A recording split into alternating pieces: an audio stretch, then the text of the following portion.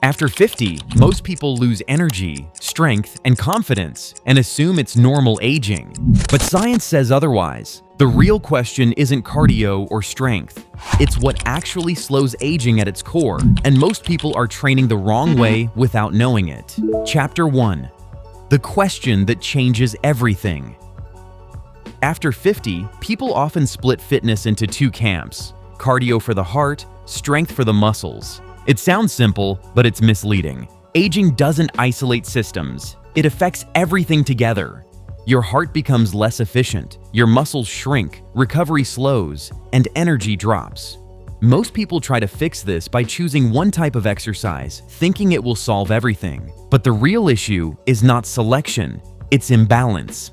The body doesn't age in parts, it declines as a whole system. And if you misunderstand that, your training strategy will always be incomplete. The real breakthrough comes when you stop asking which is better and start asking, what am I losing if I ignore one? Chapter 2. What cardio is really doing after 50? Cardio is often misunderstood as just walking, running, or burning calories. But its real role goes far deeper. It is about how efficiently your body stays alive at a cellular level.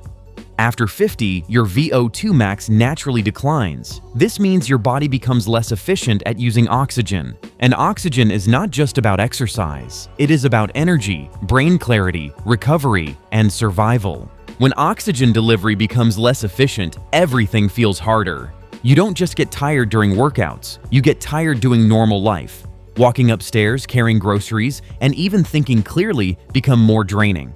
Cardio training reverses part of this decline. It strengthens the heart muscle, improves blood circulation, and enhances how oxygen reaches every tissue in your body.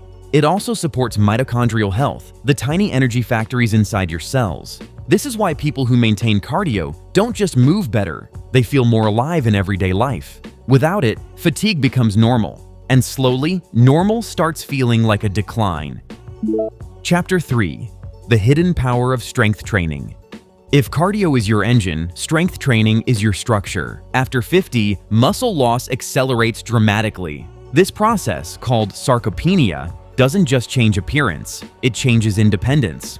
Weak muscles mean slower walking, poor balance, and a higher fall risk. Strength training slows or reverses this decline. It improves bone density, supports joints, and enhances glucose control, reducing diabetes risk.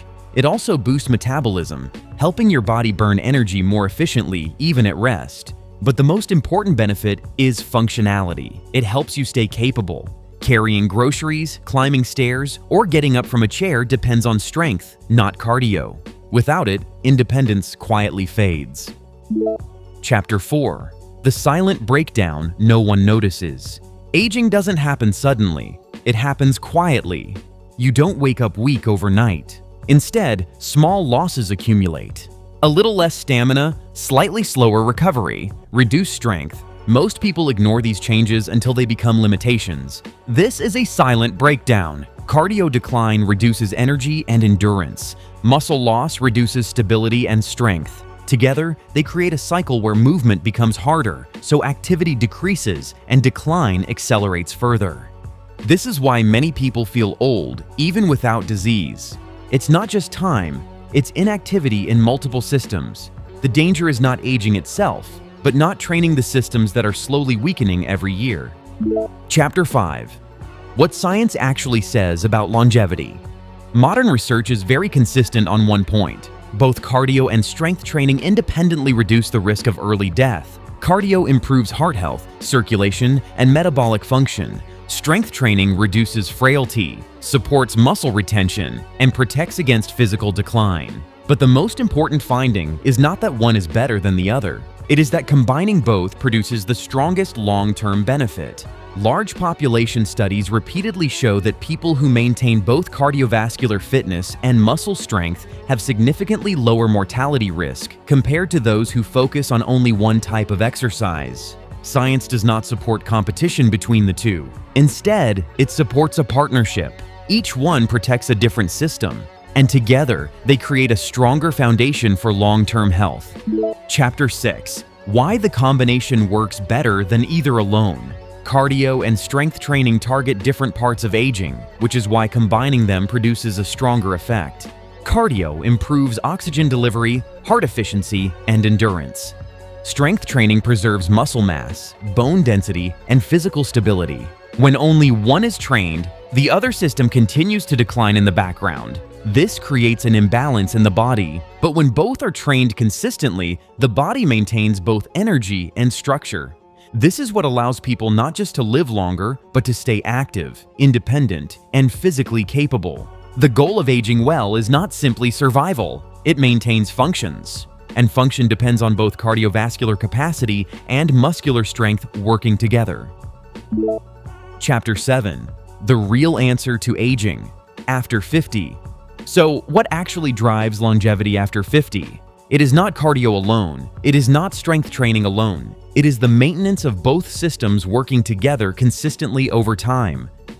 Aging is not a single problem with a single solution. It is a gradual decline across multiple interconnected systems. When you support only one system, the others continue to weaken in the background. But when you support both, you slow down the entire process. Cardio helps preserve your heart, oxygen efficiency, and energy.